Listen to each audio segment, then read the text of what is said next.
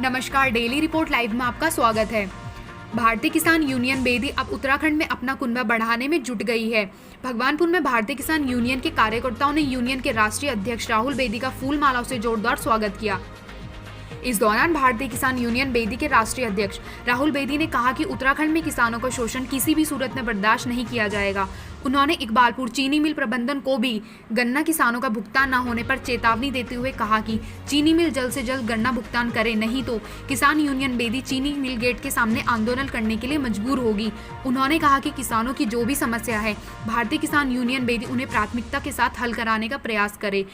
अगर कोई भी अधिकारी किसानों की समस्या को हल्के में लेगा तो उसके खिलाफ यूनियन आंदोलन और धरने प्रदर्शन से पीछे नहीं हटेगी। यूनियन के राष्ट्रीय अध्यक्ष राहुल बेदी ने कहा कि उत्तराखंड में भारतीय किसान यूनियन बेदी का कुनबा लगातार बढ़ रहा है।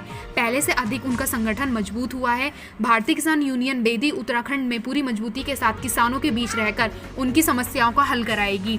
उन्होंने कहा कि उत्तराखंड में भाजपा सरकार किसानों का लगातार शोषण कर रही है।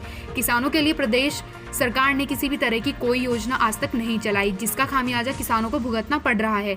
उन्होंने कहा कि अगर किसानों का शोषण इसी तरह से होता रहा तो भारतीय किसान यूनियन बेदी को सड़कों पर उतरना पड़ेगा। इस मौके पर यूनियन के उत्तराखंड प्रभारी एवं महासचिव रावकारी नौशाद ने कहा कि अब देश का किसान एकजुट हो चुका है और किसान एकजुट होकर ही किसी भी लड़ाई को जीत सकता है। उनका दावा है कि उत्तराखंड में भारतीय किसान यूनियन बेदी पूरी मजबूती के साथ कार्य कर रही है। इस मौके पर उत्तराखंड के भारतीय किसान यूनियन बेदी के प्रदेश कार्यकारी अध्यक्ष ब्रजेश कश्यप ने कहा कि किसानों की समस्याओं को हल करना ही भारतीय किसान यूनियन बेदी का उद्देश्य है।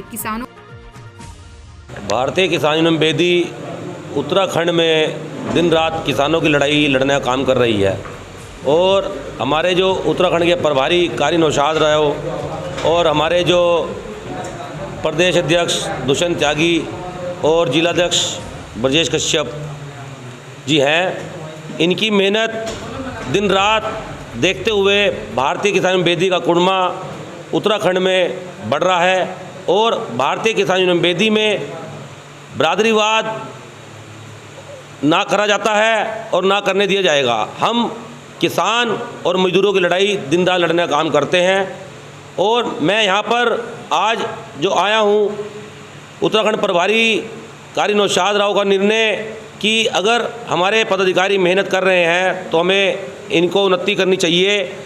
आज हम यहाँ पर दुष्यंत त्यागी जी को प्रदेश अध्यक्ष से, जो कि पूर्व प्रदेश अध्यक्ष हो गए हैं, राष्ट्रीय सह सलाहकार बन गए हैं भारतीय किसान बेदी के, और ब्रजेश कश्यप जो पूर्व जिलाध्यक्ष आज वो भारतीय किसान बेदी के प्रदेश कार्यकारिणी अध्यक्ष बन चुके हैं, और प्रदेश कार्यकारिणी अध्यक्ष दुष्यंत त्यागी जी जिलाध्यक्ष ब्रजेश कश्यप जी आज अपनी नई नियुक्तियां करेंगे और जिससे कि दिन रात संगठन का विस्तार होगा। और मैं दुष्यंत त्यागी जी को और ब्रजेश कश्यप जी को भी कहना चाहूँगा कि जिस तरह पहले से आप दिन रात मेहनत करके इस संगठन का नाम कर रहे हैं और भारतीय किसान बेदी को कुनबा बढ़ा रहे हैं, इसी तरह दिन रात मेहनत कर किसानों की लड़ाई लड़कर एक होकर इस संगठन का नाम करें और किसानों की लड़ाई दिन रात लड़ते रहें। मैं अपने भारतीय किसान बेदी के पदाधिकारियों को व कार्यकर्ताओं को कहना चाहूँगा कि अगर आपके पास कोई भी किसान की समस्या आती है या किसान समस्या लेकर आता है, चाहे वो बिजली की समस्या हो, चाहे वो रोड की हो, चाहे टोल की हो, क्योंकि रोड भी हमारी है, टोल भी हमारे हैं। अगर कोई भी किसान से रोड पर या टोल पर बदतमीजी की जाती है तो भाकियू बेदी दिन रात उनकी लड़ाई लड़े। और जैसे कि गन्ने का भुगतान, हम लोग गन्ना उगाते हैं और गन्ने का भुगतान हमें समय से नहीं मिलता, तो मैं यहाँ के प्रदेश अध्यक्ष और पदाधिकारियों को भी कहना चाहूँगा कि उत्तराखंड में इसके लिए हर मिल का घेराव करें और जो भी फैक्ट्रियाँ हैं जिनसे प्रदूषण निकलता है, जिससे कि हमारे उत्तराखंड में बीमारी फैलती हैं, और जो भाजपा सरकार इस अपने कार्यकाल में किसानों के साथ कर रही है, भाजपा सरकार को मुंह तोड़ देने का जवाब का काम करें। भाकियू बेदी और राहुल बेदी दिन रात आपके साथ खड़ा है। भाजपा सरकार से, भाजपा के अधिकारियों से, भाजपा के पदाधिकारियों से डरने की जरूरत नहीं है। आपको मेरी जहां भी जरूरत लगे, दिन रात राहुल बेदी आपके साथ चलने के लिए तैयार है। किसानों की जो फसल की बिक्री करते हैं अभी हमारी 1 अक्टूबर को हमारी सरकारी खरीदारी थी, वो इन्होंने लेट कर दी है, 11 अक्टूबर करी है। 11 को भी पक्का कुछ नहीं पता। प्रधानमंत्री जी ने खास करके इसके ऊपर उन्होंने उनकी रवैया आई है। अभी हम किसानों की वजह से इसके बारे में कुछ कह नहीं सकते। हमारी बात भी हुई थी, हमने इसीलिए हमने वहाँ कुछ क्षेत्र के अंदर हमने घिराव किया था, वहाँ हमने खरीद चलवाई, हरियाणा के अंदर खरीद चलवानी, जबरदस्ती चलवानी पड़ी। इस मुद्दे में हम यहाँ उत्तराखंड के अंदर भी हमें धरना प्रदर्शन करेंगे। हमें जगह जगह जहाँ भी जाना पड़ा हम जाएंगे और धरना प्रदर्शन करके हम सरकारी खरीद चलाने की चुने। जो किसी भी किसान भाई की कोई फसल के ऊपर कोई वो ना आए, फसल जैसे पहले बिक थी ऐसे बिकेगी।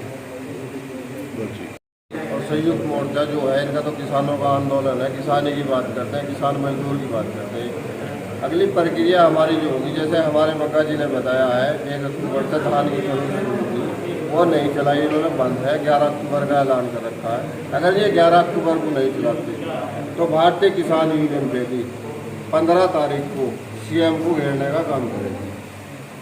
उत्तराखंड का जो सीएम है कि उसे घेरने का काम करेगी। अगर और भी किसी हद तक गुजरना पड़ा किसानों की लड़ाई लड़ने के लिए, किसान मजदूर की लड़ाई, भारतीय किसान यूनियन बेदी हर तरीके से तैयार है। जय जवान जय किसान।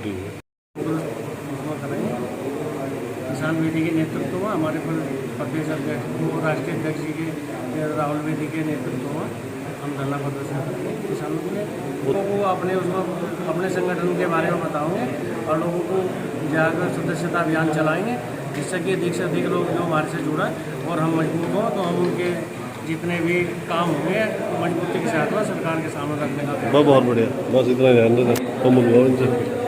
हाँ,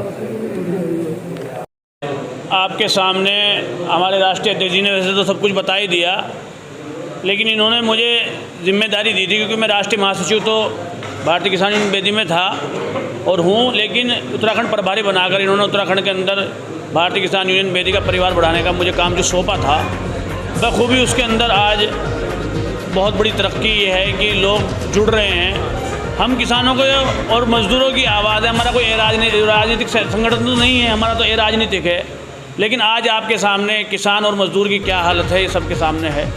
हमने इस आवाज़ को उठाया।